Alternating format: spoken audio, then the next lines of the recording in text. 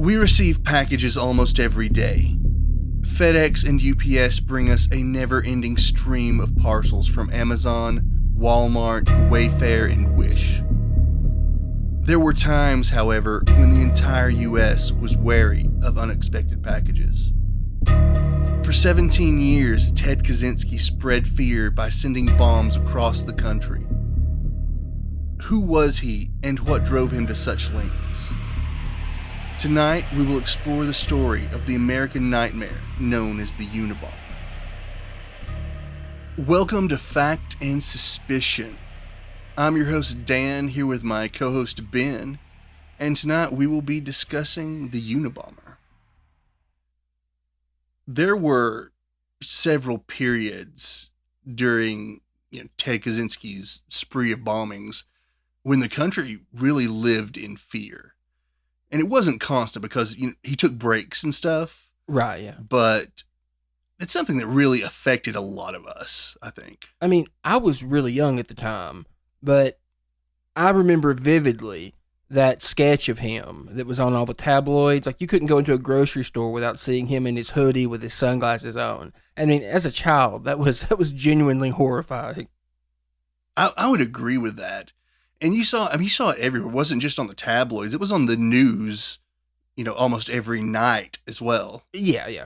I have this really vivid memory of going into grocery stores and seeing that on the cover of magazines. Well, I can understand why that would terrify you. I don't know. I feel like they almost drew it to be extra sinister. Yeah, it looks menacing. It really does. It does. And nowadays, nowadays it's like a meme, but back then, it's very different. Oh, there wasn't anything funny about it then. No. But let's get into the case. Theodore John Kozinski was born May 22nd, 1942. And some would say some of his trauma started as early as 9 months of age. Because he was hospitalized for severe hives. And that doesn't sound so bad, but at the time, when they would hospitalize a kid for something like that, they were isolated. So he was a 9-month-old baby, and he was, away from any kind of contact with his family for a week. Now, I'm not saying that really had a profound impact on him, but his mother claims that changed him, forever. She said that he was a happy, active baby when he went to the hospital, but when he came back, he was sort of quiet and unresponsive, and he just sort of stayed quiet forever. I mean, I would imagine that could have a profound impact on a child. I mean, early childhood development is really important. I mean, you said he was 9 months old at the time? He was. And without his mother's touch, without any affection or parental guidance at the time, I mean, that'd have to be very traumatic for a kid. Well, I guess I'm not arguing that it wasn't, but there's something else later that I think had more of an effect, which we'll get to. But moving on from that, like I said, he was a quiet, shy child after that. And it turns out he was a genius. Kozinski had an IQ of 167. I mean, that's pretty damn bright. I mean, that's staggeringly high, actually. Like the average is 100.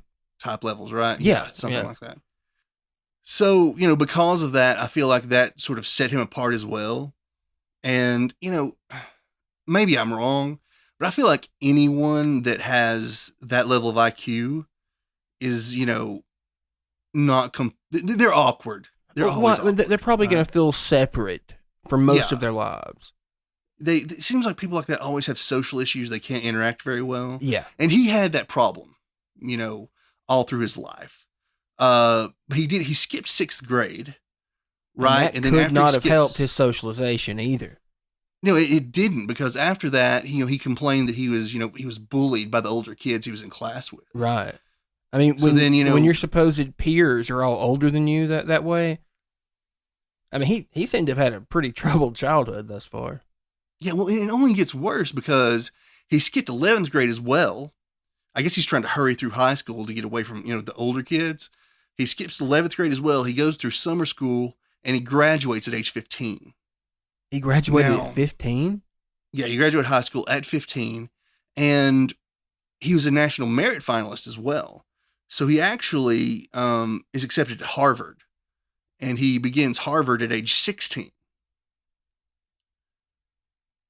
Now, I can't imagine that Kozinski wasn't poor. His family wasn't poor, but obviously he doesn't have the level of wealth that a lot of the kids at Harvard do.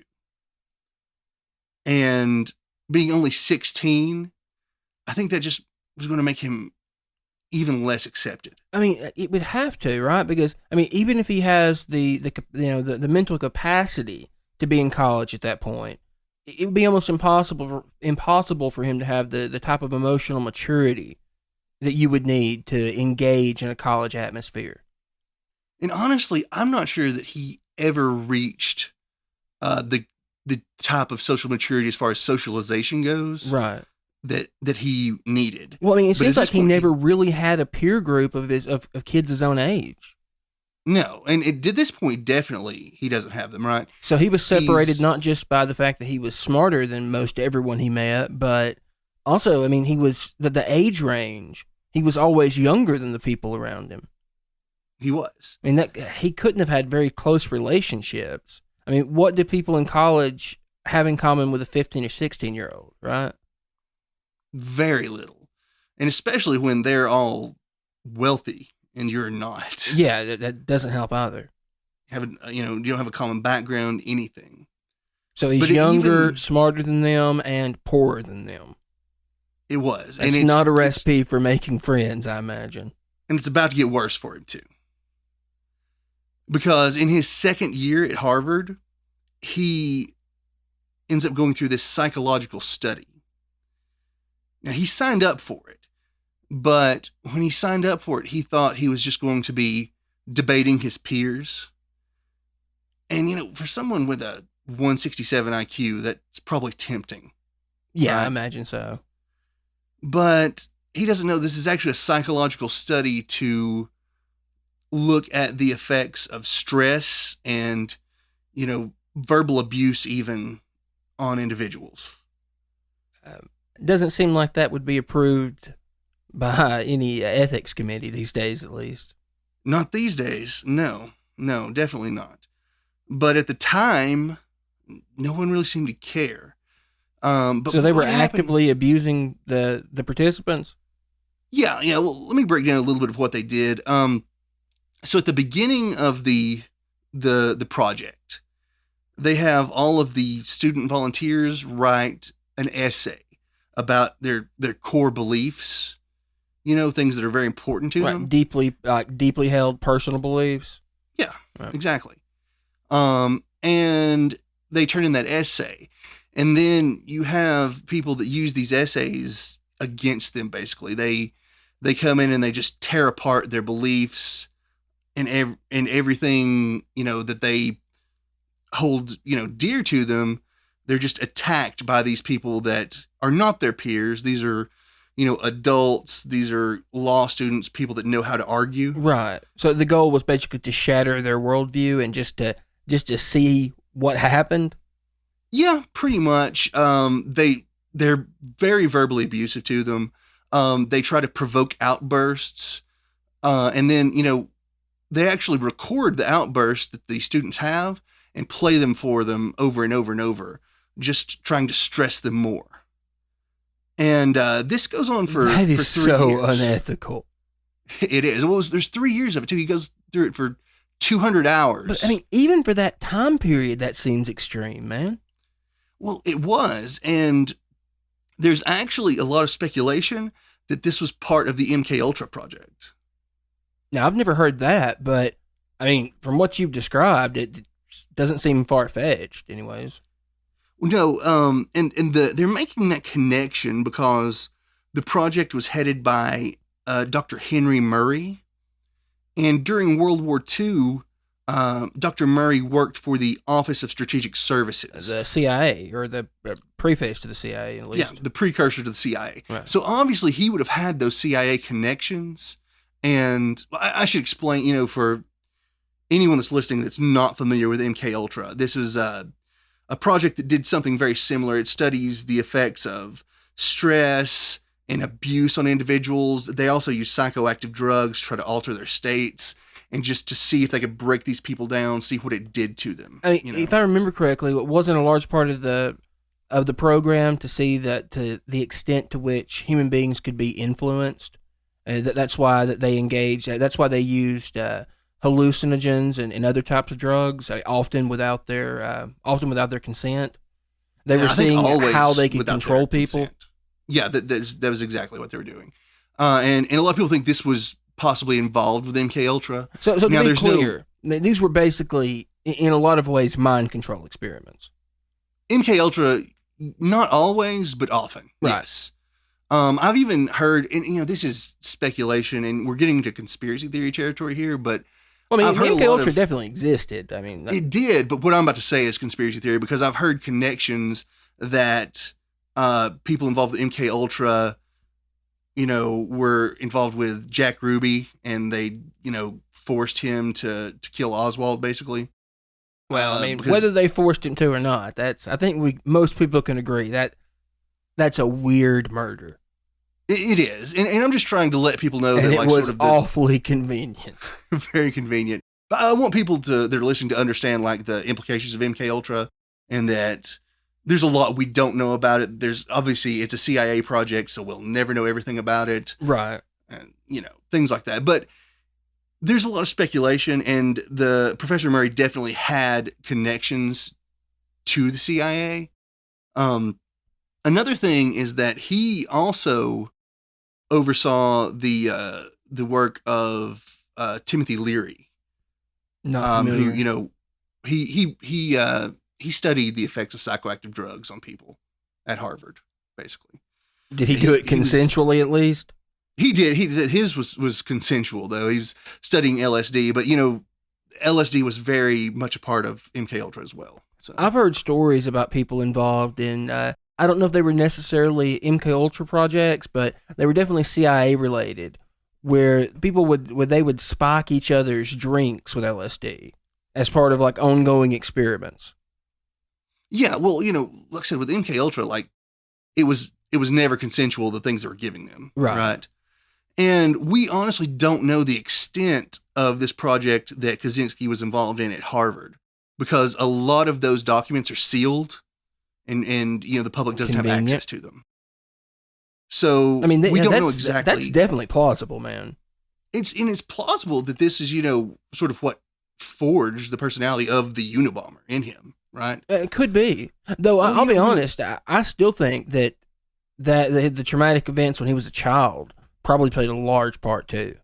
Yeah, just because of the age that it took place at. Yeah, and I'm not saying that it didn't, but I feel like this could have had a much more profound effect, because when you have someone trying to just tear down your core beliefs, once a week for 3 years. And I guess that makes sense, because Kozinski went on to write quite a bit about his personal views. Yes, he did. And he was bombing and killing people to get his personal views out there to the public. So, right. Yeah, it makes sense that this would have had a big effect on that. I don't want to get stuck on this part of it, but I think that's very important. Well, it's important. Yeah. We want to know what events in his life helped lead to who he eventually became. Right. And not that any of it is necessarily not that we're trying to tie make a causal relationship of any sort, but certainly they had to have had an impact. I think it definitely did. Now, moving on from Harvard, though, he did get his BA in math from Harvard, mm-hmm. and then he enrolled at the University of Michigan in 1962. Now, while he was doing his graduate work at Michigan, they also gave him a teaching post, so he was getting paid a bit while he was there, and he ended up getting his master's and PhD from Michigan. Do you know how old he was when he got his PhD? Yeah, he got his PhD at 25. That's impressive. And then, at that point, when he got his PhD, he received a post at Berkeley as an acting assistant professor. And he was, the youngest staff member they had at UC Berkeley. But there is one more thing before we move on to Berkeley that I do want to cover about his time at Michigan. And that's while he was a grad student, Kozinski actually considered having a sex change. I've never heard about that. Yeah, from experts reading his journals, they believe that it stemmed from his social issues and not being able to, not being able to talk to women or, have a relationship. So they don't think it was like related to like gender dysphoria or anything like that? No, it was more of his just frustration, I think. And he went to speak to a psychiatrist about it, but while he was in the waiting room, he just decided that he was disgusted with himself and he didn't want to do that. And then he ended up telling the psychiatrist he was having, feelings of depression about possibly being drafted, and didn't tell the psychiatrist about it. He ended up writing in his journal, though, that it made him very angry at the psychiatrist and just at psychiatrists in general, because he almost told them that. It created a lot of anger for him. So he was angry at psychiatrists for something he didn't tell them? Yeah. He did target, some psychiatrists later on, and that's possibly why. Kozinski had a lot of anger, Yeah, clearly. But yeah, this is just, kind of a rundown of all the ways he's been troubled already, I mean, yeah, it seems like he was a ticking time bomb by this point. Yeah. And also, while he was at Michigan is when he started to develop his opinions that a technological society is very dangerous and it's just bad for humanity in general. Right. Now, he was kind of like a Luddite, right? Yeah, he was, you could call him maybe a primitivist, but it's not exactly what he was. But yeah, he was very anti-technology, and he was against the society that technology created. Was it just technology, or was it like industrialization as well? Well, yeah, it was industrialization as well. He felt that the Industrial Revolution had a very profound and terrible effect on, humanity in general. Was he anti-capitalist? In a sense, yes, though it's really hard to say that, because he did feel like people should struggle and work hard and succeed, on their own. Yeah, see, I've read very little of his writings, but I remember thinking when I did that his political views didn't really seem to map on to anything that would make sense to most people today. Like, certainly didn't map on to like traditional right or left.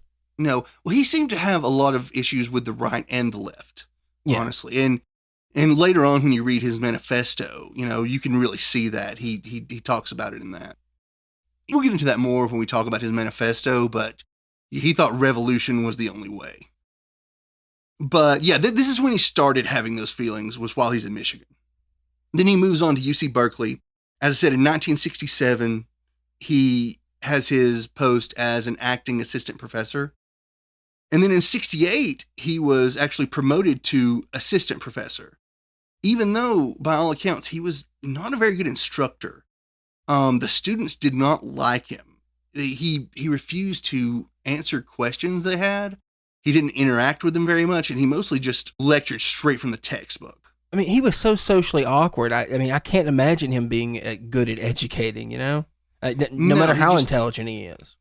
Right. It's not something he was meant for. And then he resigned from Berkeley in 1969. And it sort of, shocked the faculty, because he was on track for tenure, but right. It just wasn't what he wanted. At this point, he was ready to move off and live his, sort of primitive lifestyle. This is when he becomes a hermit, basically, then? He didn't move off into the woods just yet. He resigned in 69. And then he went and lived with his family in the Chicago area for 2 years. 1971 is actually when he moved out to Montana. He and his brother bought about an acre of land, and then Kozinski went and he built his 8x10 cabin out there. 8x10? 8x10, where he lived for like 20 years. I didn't realize it was that tiny. Yeah, it was 8x10. There was no electricity and no running water. So he was completely off the grid. Completely, yeah. He had to ride a bike into town if you wanted to do anything. It was remote, but he did have, a few neighbors scattered around. Now, people kind of wonder, how do you make it without any money at all? But his family did send him money on a sort of semi-regular basis. And I think he did work some just sort of odd jobs for other people here and there just to make a little extra money as well. To fund his bomb making habit, I guess. Right.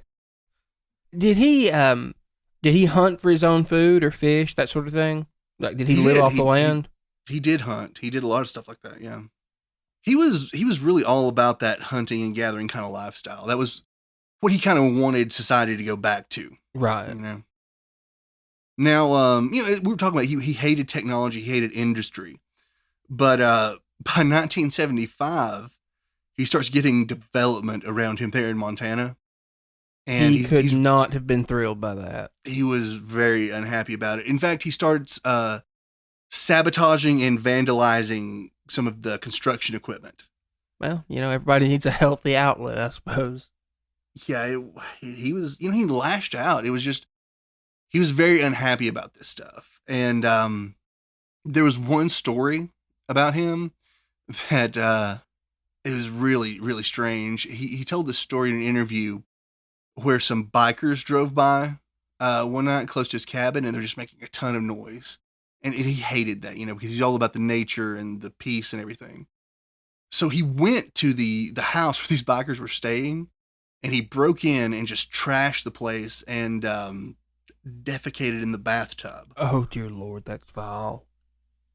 Yeah, really bad. So, yeah, it's lashing out. He's upset. He's having even more trouble now. And that seems to go back to the whole, how underdeveloped emotionally he was. He really was. He had no social skills. Or self-control. No. Like the sort of things that you learn during, typical socialization, right? How to get along with others. I guess we could get into this later, but I think it's so strange that someone who has so few social skills judges society so harshly. It is a bit odd, yeah. Now, Ted had not completely given up on living in society just yet, though, because in 1978 he did move back to Chicago for just a little while, and he was working for his brother at a foam rubber plant. But it didn't last very long. His brother actually had to fire him because Ted had insulted a female coworker. When you say insulted, was it like sexual harassment of some sort? Yeah, it was sexual harassment. Yeah, the two had, you have different accounts of this depending on who you ask, but he was interested in her. Some say they had a little fling. She denies they were ever romantically involved, but apparently, she sort of turned him down. And then he starts writing these sort of vile limericks about her and posting them around the workplace. I mean, he doesn't strike me as the sort that would take rejection too well. No, not at all. He did not take that well at all. His brother ended up having to fire him because his brother was a supervisor there. Okay. So at that point, he moves back off to Montana. Do we know how angry Ted was about that, or if at all? He was very angry at the time, yeah. Okay. Well, I think he was honestly more angry at the woman than his brother, though. But I know he was angry at his brother for the firing, but he knew it was coming when he kept doing that. So now, this is when the bombings start. They start in 1978. And one thing I would like to talk about, before we start talking about the bombs, is just how he was building these bombs. He was going around to his neighbors and going through their garbage cans, and they had like junk cars sitting around, and he would go through them and steal parts. And he would use all that to build his bombs. So I think that may be why the first ones were just a lot more crude, because he was just using whatever he had laying around. He was building like basic pipe bombs, right? Yeah, you're basically like it was a pipe bomb inside of a wooden box most of the time. Okay. So yeah, the first bomb. So just spare scrap parts from wherever you could find? Yeah, pretty much. Now, the first bomb is in 1978, and it goes to Northwestern University. It's found in a parking lot, but it's a package, a package that was supposed to be mailed, and it has return to sender on it, and the return address is for a professor named Buckley Christ. He's an engineering professor at Northwestern. Did Ted know him? Did they have any sort of personal relationship? No, there's no personal relationship, but he's wanting to target technology, Right. and an engineering professor is a good target. Right. Right. Also, he's pretty familiar with academia and how things work at universities, so that's probably an easier target for him. Yeah, that's a Now, good point. Yeah. they think that he meant to mail it and have it returned to sender, but it was too big to fit in the mailbox. So he just leaves it in a parking lot, and someone finds it. And this lady finds it. She sees that it says return to sender. It's got this professor's name on it, so she returns it to his office. Now, when the professor gets it, he thinks it's pretty weird that he's getting this return to sender because he didn't mail the package. Right. So he actually calls campus police about it. And the campus police officer is the one that opens it, and he's injured in the explosion. Now, it's not deadly, and it doesn't really work nearly as well as I'm sure it was intended to. It's just sort of minor burns and injuries. Wait. I want to clarify something real quick. So, the professor sent the bomb, had the good sense to think it was suspicious enough to call the authorities. The authorities arrive and just open the damn thing. Well, this was like a campus security guard. Right. Okay. It wasn't Chicago PD, right? He didn't think, I don't think he thought it was a bomb. He just thought it was weird because he didn't send it. Right. I mean, I think so. Campus security's not sending their best. Yeah. Well, like moving on from that, like it was just a very like a small explosion. It didn't cause any major damage, right? Right.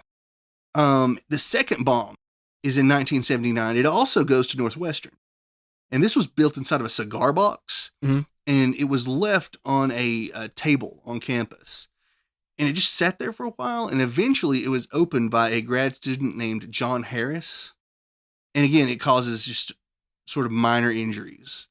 And, like both these first bombs, they just, these are his first attempts. Right. And they were flawed, right?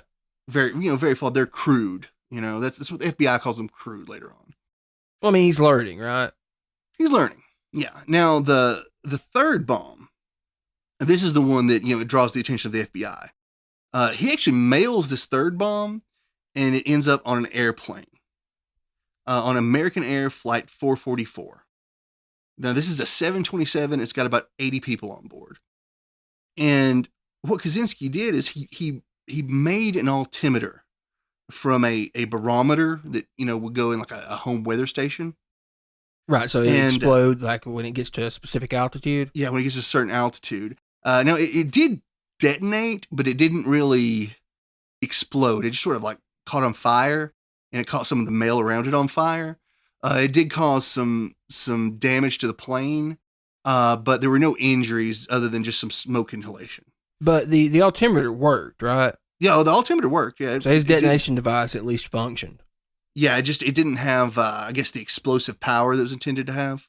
When it was reviewed by the FBI or whoever looked at it, do you know if they thought it would have been powerful enough to take down the plane had it done what Ted intended it to do? Oh, yeah, I'm sure they're sure that if it had done what he intended, it would have taken down the plane. But again, he didn't have the experience at that point for the explosives, to make it happen. Right. And, of course, the FBI is getting involved after, this is on a plane, it's in the mail, everything, this is a big federal case at this point. Right. So they start to look for other bombs to see if this person has done this before. And they've heard about the bomb at Northwestern, the first one. So they go and they inquire about that, and they find out that there was another bomb a year later. And the FBI gets all three of these bombs and starts to look at them, and they can tell that these were built by the same person. Right. Just because of similar ways, similar construction. They use wood, the way that things are taped together, and just just the basic construction. They can tell, right? Yeah, of course. So they know they've got a serial bomber at this point. Now his fourth bomb is mailed in June of 1980, and it's sent to a man named Percy Wood, who is the president of United Airlines. And this was in a hollowed out book that exploded when it was opened. Now Wood did have severe cuts and burns from this, but he did survive. He was okay afterward. I wouldn't say he's okay. He was injured, but he made it out okay. But Ted's clearly improving by this point. He is. He's definitely getting better at this point because the bomb was significantly more powerful. And again, they can tell by the construction it's the same person. Right. So he basically he has his own signature, right? Well, yes, but at this point, he actually starts leaving a literal signature on this bomb because he starts, his initials or something. Well, the initials FC. Oh, I remember that. Yeah. Yeah. We find out later that FC stands for Freedom Club, but at the time, it's basically just a big red herring for the FBI. Right, because they were searching databases looking for people's initials, right? Yeah, they were. And basically what it is they recover a small piece of metal with the letters FC. It looks like they're just sort of like, pressed in with a die, But but going forward, all of them have the FC in them somewhere after this one. I'm curious here. So this is the second bombing that had to do with airplanes. So was this part of his attack on technology?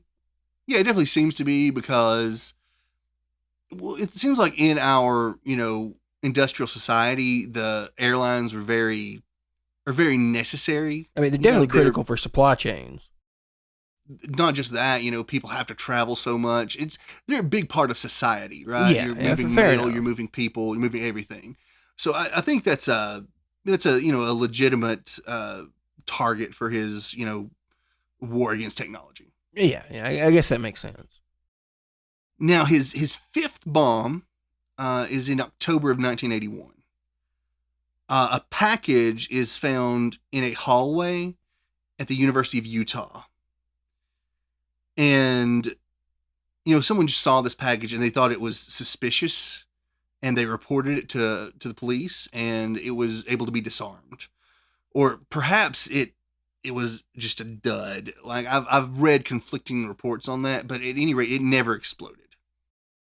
And, this is the first look they have at, one of his bombs that did not explode. So they see the full construction of it. They can study it a little bit more. Right. Understand more about how he's building them. The next bomb is in 1982, and it's sent to a professor at Vanderbilt. However, that particular professor was on vacation at the time, and his assistant opened the package, and she received severe burns, and she was injured from the shrapnel, but she survived as well. So he still hasn't actually killed anyone yet? No. This is his sixth bomb, and it has not killed anyone yet. 2 months later, there is another bomb, and this goes to a professor at UC Berkeley named Diogenes Angelikos. I hope I'm pronouncing that correctly. Okay. He found a package in the floor of the computer department's break room, and it actually nearly killed him. It blew off some of his fingers. He was hospitalized for quite a while, but he did survive as well. So was this explosion significantly more powerful than the previous ones? Yeah, well, both of these, the two in 1982 were both pretty similar, but they were definitely more powerful than the previous ones. And later on, when they find his journals, they find out that he is actually getting frustrated that he hasn't managed to kill anyone yet. Ah. And at this point, he actually takes a break until 1985. There are no more bombs until 1985. And he would write in his journals that during this time, he was trying to learn to make more powerful bombs. Was he afraid that he was that the authorities were catching on to him, or was it just that he was studying bomb making? No, he was just trying to make more powerful bombs, according to his journals. Okay. Now, he starts back in 1985, And this one goes to UC Berkeley as well. A grad student named John Hauser picked up a binder that was sitting on the floor, and it exploded and blew off 4 of his fingers and blinded him in one eye. And he survived, but it was really tragic for him because he had actually just been accepted into the astronaut program. Oh, that is heartbreaking. And obviously, that's the end of a dream right there. Yeah, he never even flew again. I mean, you have to have perfect vision to fly. Yeah, you would never be able to be an astronaut at that point. So. No, you have to be in like peak physical condition for that sort of thing. Then we have another one in 1985. And this is a package that was mailed to Boeing's Auburn, Washington office. Now, this package was just addressed to the company, Boeing, and it wasn't addressed to a specific person. So when the mailroom got it, they thought that was suspicious. A little odd, yeah. The package also seems to be sort of padded on the outside, and there's a lot of extra postage on it. So, this employee's kind of suspicious, so he turns it in to his supervisors. They contact the police x-ray it, and they see there's a pipe bomb inside. So we have another one that's been discovered. Fully intact and does not go off. Now, is part of the suspicion at this point about these packages, I mean, is Kozinski the cause of that in large part? Just the fear surrounding packages exploding? Yeah, I mean, it's definitely news at this point that, we have a serial bomber. And people are aware of it. People are looking for strange packages at this point. The fear has sort of gripped the nation. Right. Now, this bomb, though, at Boeing, the FBI said that if it had gone off, it likely would have killed whoever opened it. It seemed to be powerful enough for that. Okay. So he's getting more sophisticated, right? You have another one in 1985 in November. A professor named James Mcconnell at the University of Michigan receives a bomb. And this one actually severely injures his assistant because he handed it off to his assistant to open up, and the assistant opened it. It injured the assistant very badly. It blew out Professor McConnell's hearing. Again, though, not deadly. But in December of 1985, we have our first death. A man named Hugh Scrutten owns a computer store in Sacramento. And he finds this sort of strange block of wood sitting in a bag in the parking lot of his store. So, obviously he's just going to pick it up and get rid of it out of the parking lot, right? Seems about right, yeah. Well, when he picks it up, it killed him instantly. Oh. Now, it should be noted that Scrutten was a student at UC Berkeley while Kozinski was a faculty member there. But we don't know if there was ever any real connection. Okay. It may have just been coincidence, but I feel like it's important to mention that because Kozinski may have remembered him for some reason, may have held some kind of grudge, but right. We don't have any kind of proof of that, though. I mean, how could he have known he'd be the one to pick it up if he just set it out there? Yeah, well, he knew that he owned the store, perhaps. So, right? It's been a long time since I've seen the documentary, or one of the few documentaries I've watched on this, but isn't this the case where that terrifying sketch photo comes from?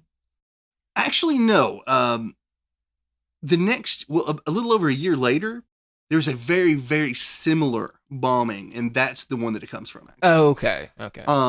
So that was in December of 85. In February of 87, it's a little over a year later, another computer store is targeted. This one is in Salt Lake City. And the owner, a man named Gary Wright, finds a strange wooden box in the parking lot. Oh, okay. So very similar. Yeah, he picks it up, and he's severely injured by the blast, but he survives it.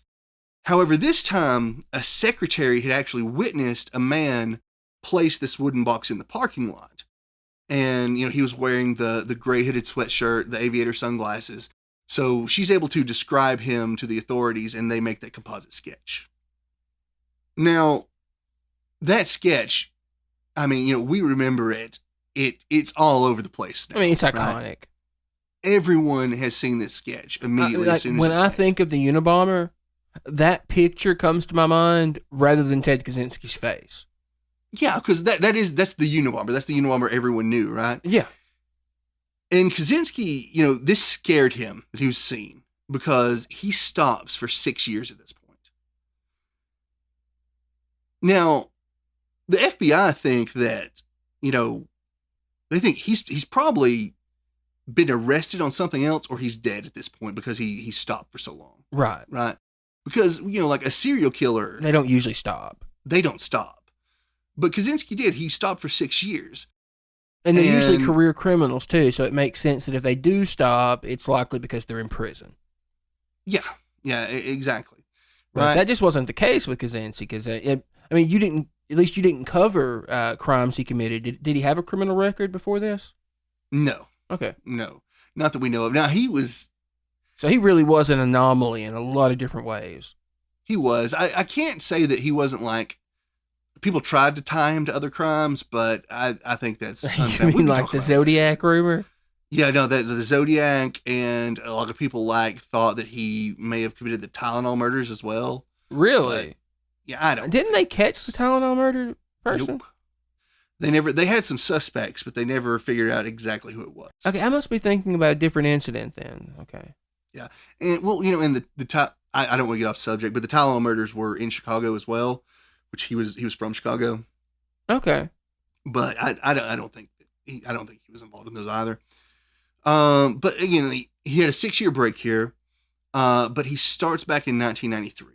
Now, 1993, was the year when the World Trade Center was bombed. Yeah. And, some people think that may have sort of spurred him back into action. Gotcha. When that happened. Kozinski's first bomb after his 6-year break there came in June of 1993. And it went to a geneticist named Charles Epstein, who worked at the University of San Francisco. He received a padded envelope at his home with a bomb inside. And, when he opened it, it exploded. He was severely injured, but again, this one was not deadly. 2 days later, a professor from Yale University named David Gelernter received an almost identical bomb. He was also seriously injured, but did not die. And Gelernter was a computer science professor.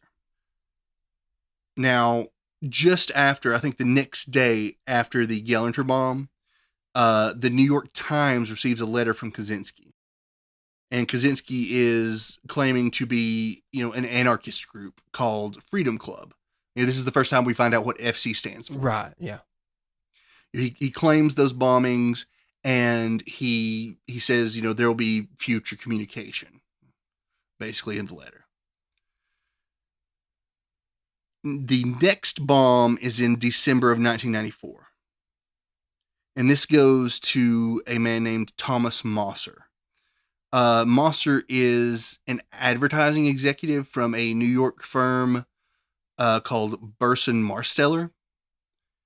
And he got a bomb in the mail, and this one was very powerful.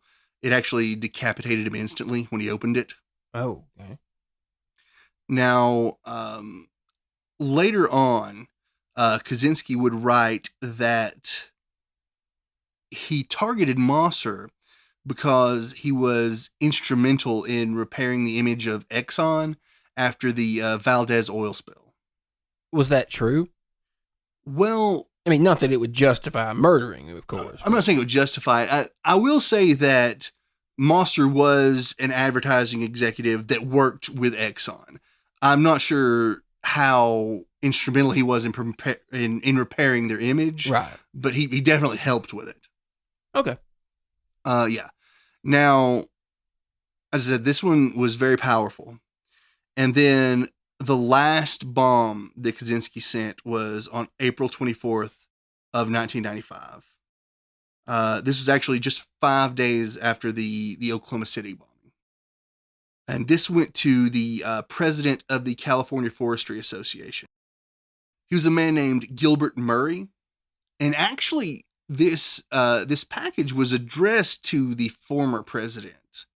But Murray opened it, because he's the current president, and he was killed instantly. And this bomb was apparently so powerful that there was hardly anything left to even bury of him. Oh. So Kozinski had become very, very good at making bombs at this time, even though this was his last bomb.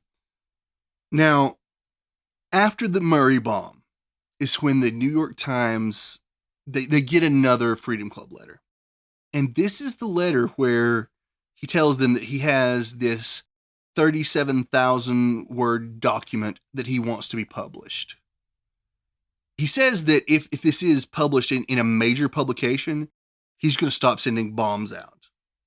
However, if it's not, he threatens that he's going to bring down an airliner.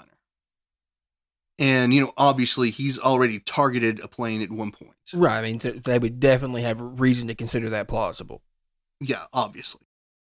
But, none of the major newspapers, they don't want to publish this. I mean, of course, you don't want to platform some psychopath who's trying to force his manifesto onto your newspaper. But you also don't want people to get blown up, right? So But the FBI wants them to publish it, though. For one, they don't want any more bombings. They don't want a plane to be brought down. But they're also hoping that if this is published, someone's going to recognize the writing. They're going to recognize phrasing, the beliefs, something like that. It makes sense, too. I mean, because anybody who would write, how many words did you say it was? Like 30-something thousand? 37,000. Okay, anybody who would write that much has probably talked about those same things at great length. Kozinski had. Yeah, Kozinski definitely had. Now, I just want to touch on a bit like what was in this manifesto. And, I wanted to get back to Kozinski's beliefs here. This is basically just an attack. I wouldn't say even an attack. It's just a very harsh criticism on our industrialized society. In fact, the title of this manifesto, as we call it, is Industrial Society and Its Future. Kozinski never called this a manifesto, by the way. And, manifesto, I guess it has a lot of negative connotations. Yeah. Quite possibly from this, mostly. But he felt like the technological society was, I guess you could say, enslaving the people. Like, we don't have an opportunity to make our own choices anymore. God, and he never even saw Twitter. He did not see Twitter. And like I'll be Nostradamus honest. shit right there, dude. Yeah, I'll be honest. He would have. I think Twitter is really fulfilling some of his, what he was saying there. I mean, social media in general. I mean, like an entire generation of people who stare at their phones more than they do other human beings. Yeah, and these are things that he calls surrogate activities because he feels like our day-to-day lives, we don't have anything that makes us feel meaning in what we do. He refers to this thing called the power process that you're supposed to go through by going through difficult situations to attain goals. And it's just not something that we're doing as much anymore. There's a term for that. I don't remember who wrote about it. I think it's called anti-fragility. Right. Where the more hardships you face, the easier it becomes in the future. Yeah. Well, now Kozinski feels like you should face hardships because it makes you feel like you've achieved a greater goal. Right. However, he's arguing also that the technological society is just putting a ton of pressure on individuals that in the past, when a society does this, there would be a revolution. But in this technological society, it has ways of, I guess the best way to put it is to soothe us. We've got entertainment, we've got medications to calm us down, to make us feel better, stuff like that. It's sort of, like that kind of thing. And he makes good points. I'm not going to say that I completely agree with them, but you read the manifesto and it does make sense in its own way. Right. I mean, we have to be able to separate the views from the person. Right. And there are so many people that have come out and said, I think he's dead on with this. Now, I'm not going to say I think he's dead on with it, but I think he foresaw a lot of problems that are arising now. Now, we should probably be absolutely clear. And I mean, this is probably obvious, but just to be crystal clear, even saying that he had some points at times in his writings is in no way an endorsement of the violence he committed. No, I don't mean to say that at all. No, I'm just, not even suggesting you are. I just wanted to be very specific about that. I'm just saying that this man was brilliant and he did foresee real problems. However, his, methods of attaining it, right? Were just unconscionable. This terrible. And the fear he created, right? And obviously this man was... I mean, was there anyone in that time period that created the kind of terror that he did? No, I can't think of anyone that did that. I'm not sure that anything else in the history of this country up until 9/11 created that. I will say this, that maybe localized, there were other serial killers who may have caused more terror. I mean, the Zodiac, for example, in California, right. Ted Bundy. But not on a national level. But not on a national scale. No, he did that exceptionally well. He made people terrified to open the mail. My family, we had no reason to be afraid of that. But I remember, like my grandmother talking about, being worried about if packages come in or something, Right. I remember that. It's terrible that just your average person was worried about it. I mean, yeah, and he took this innocuous thing, just opening a package, something that we take for granted, something that simple, and made people afraid of it. Yeah, Amazon would just completely go to business if that happened again. Yeah, no question. Moving forward, in September, the New York Times and the Washington Post both published the manifesto. Now, we discussed Ted's brother David earlier.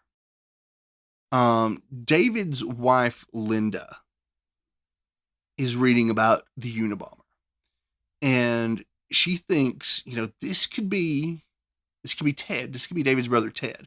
And now Linda has never actually met Ted, but she doesn't like him, and with good cause, because when David was getting married, Ted was very upset about it. He didn't want him to marry Linda. He didn't want to have anything to do with Linda. And I'm guessing that had quite a bit to do with the fact that Ted had no social skills and right. was unable to, to find a partner of his own, maybe. Yeah. And he didn't want his brother to move on and do something like that. But, like I said, Linda... she knew quite a bit about Ted, though, because she's heard David and his mother discuss Ted and all his problems. But she says to David, I think that this could possibly be your brother. And David's like, no, there's no way Ted's the Unabomber, right? But they read the manifesto. And once David reads that, he thinks there could be something to this because, Ted has written letters and communicated to him a lot of these same beliefs that are in this manifesto. Right. I mean, again, anybody that feels that strongly about something has almost certainly spoken about it before. Right. And David has and his brother was basically like his only friend for like a decade, right? Yeah, pretty much. He really only had contact with his brother and his mother. Okay. And David has a lot of the letters and stuff that he's sent to both of them. And he's going through this stuff, and he actually finds a document that Ted had written that seems like it's just a precursor to this manifesto, like a shorter version of it. Ah. And at this point, he's like, yeah, I need to contact the FBI. Now, people expect that, as soon as the FBI gets this tip, they can go arrest him, right? But that's not how this works in this situation, because they're getting tips everywhere. They're asking people, if this manifesto rings a bell for you, we need to know about it. Yeah, I mean, there's no telling how many tips they got. They had thousands. There were thousands that they just looked at and discarded. And there were over 2,000 that they thought were actual possible suspects. So, they have to go through all 2,000 of these people. They have to look at, the evidence and whatnot. So it takes them a while to even come to Ted Kozinski. And even after you land on Kozinski, I mean, to get a warrant, I mean, you have to do things by the book, right? Just because if you go raid his house half-cocked, and this can all be thrown out in court. Exactly. And they end up getting the warrant based on linguistics.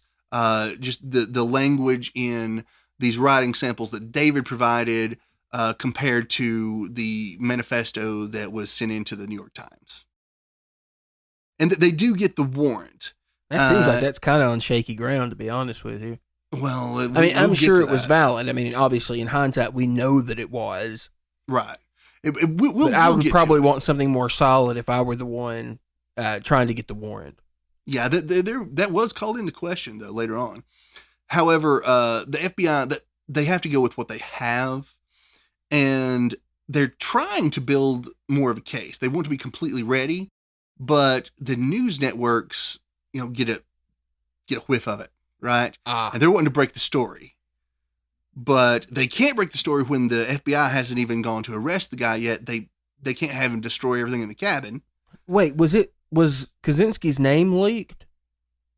Yes. As far as I can tell, it seems like CBS and even some of the other networks from the interviews I heard had the information that at least this guy in the Montana woods, I'm not sure if it's his actual name. Oh, I hope somebody got fired over that. But it doesn't really matter, because if he hears, it's someone up in the Montana woods, he knows they're onto him. You're right. He burns the place to the ground. Yeah. Because right. If I remember correctly, 90% of their case was based on things they found in his cabin, right? I would say more than 90%. Let's move on. They finally do arrest him April 3rd of 1996. Okay. And did he go peacefully? I don't remember. I wouldn't say exactly peacefully. I mean, they went up to the door and they start to talk to him, and then they just reach in and grab him and, okay. And, cuff him. He didn't really have a choice there. But then they start going through the cabin, and there is so much evidence in the cabin. They find 40,000 pages of writing. He talks about his bomb making processes in it. He talks about the people he targeted, why he targeted them, all this information, his journals about, that's where we find out about him thinking about the sex change, things like that. Oh, okay. In all these writings. And quite a bit of it, I cannot say that every bit of it, but a lot of it was written in code, in a cipher, and they had to they found the key to unlock it in another document. They were able to do that. I've never heard that. That's interesting. Yeah. I don't think all of it was, but I know quite a bit of it was. But not just the details bomb making process. They find bomb making materials. They find the typewriter he used to write out his letters and his 37,000 word manifesto. And they even find a completed bomb that is ready to be sent out inside the cabin.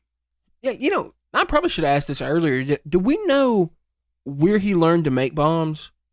I mean, it wasn't exactly like he had Google at the time. I mean, not that you should ever Google that. I mean, that's a good way to get on a damn list somewhere that you don't want to be on. But right. And that's one of the reasons I have not tried to provide more information in the podcast about how he made the bombs. Because that could probably be considered a little irresponsible, even if you did know. Not something I want to for the record, I nor anyone I know has any knowledge of bomb making. No, well, he had a lot of chemistry textbooks actually in his cabin, and that's where he was learning about explosives and stuff. Okay. There weren't. So he just designed them from just from chemistry. It's like he didn't have a copy of the Anarchist Handbook. I don't even know when that thing was written. No, he didn't. Or if he did, they didn't find that. Or if they did find it, I don't know about it. It's not something that was listed. But yeah, they find every bit of evidence they need. Now, we were mentioning the search warrant earlier. When this goes to trial, Kozinski actually does try to have that search warrant thrown out because, I mean, it makes sense. Any competent defense attorney would have to go after that. Linguistics seems a bit subjective at best. Yeah, of course.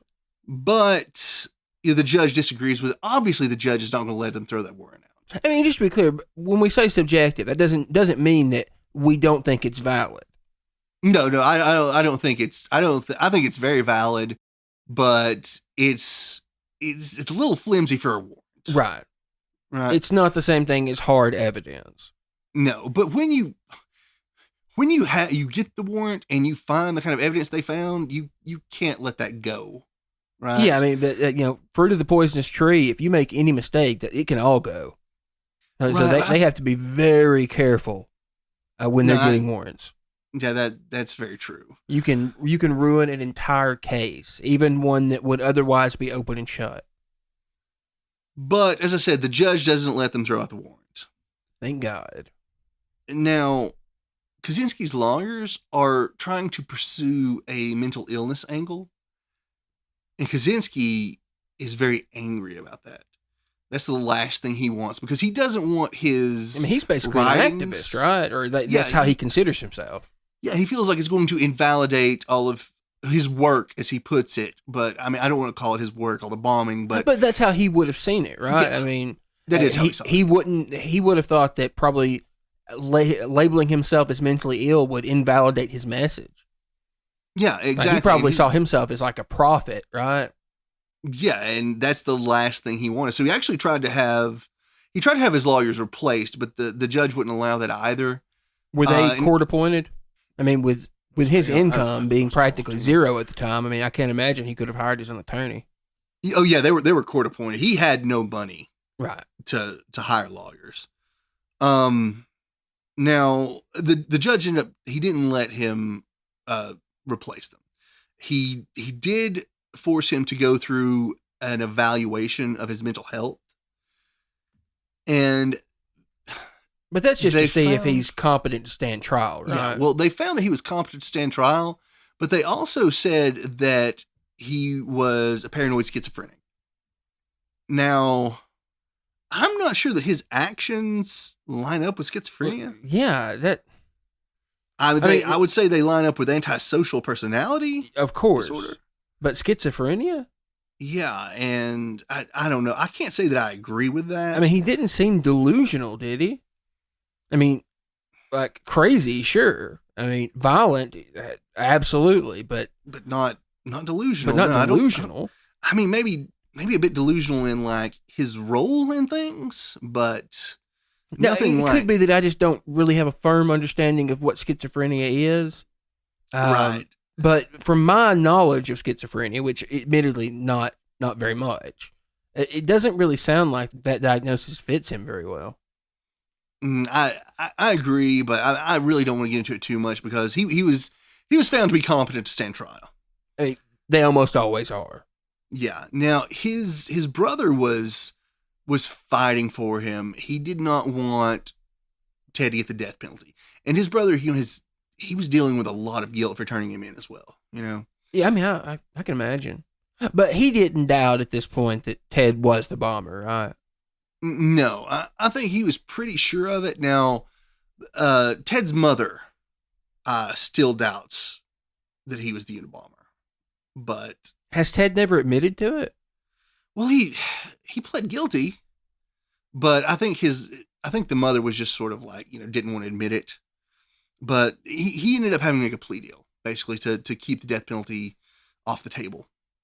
And he was sentenced to 4 life sentences plus 30 years. Were those he was ordered concurrent or what? And yeah, I'm not sure that it matters at that kind of time. They're never going to let him out of there. So and then he was also ordered to pay $15 million in restitution to the victims. I'm sure that got paid in a hurry. Which he had no money at all.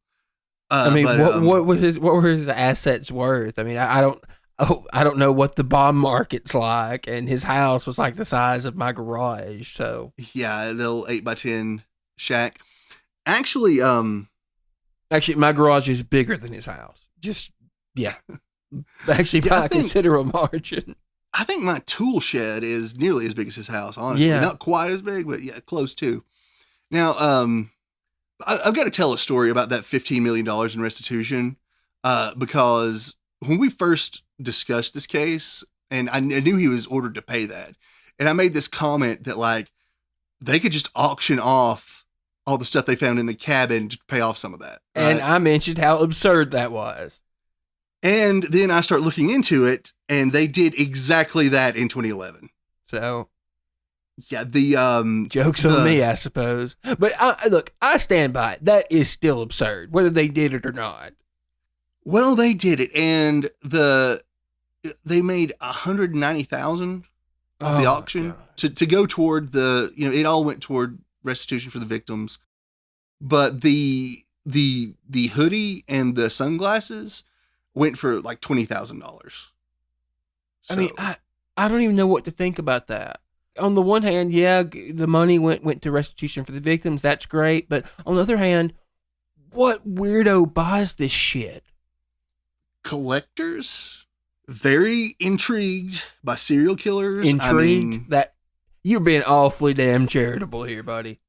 Okay, there are a lot of people that really get into this stuff. I mean, how many people... You mean there are weirdos with sick obsessions with people who kill other people? Yeah, they have... I think that's what you're trying to say, Dan. They have women that are interested in them, and there are people that buy their belongings. I have never understood the whole groupie thing. Well, you know what? Maybe museums were buying this stuff.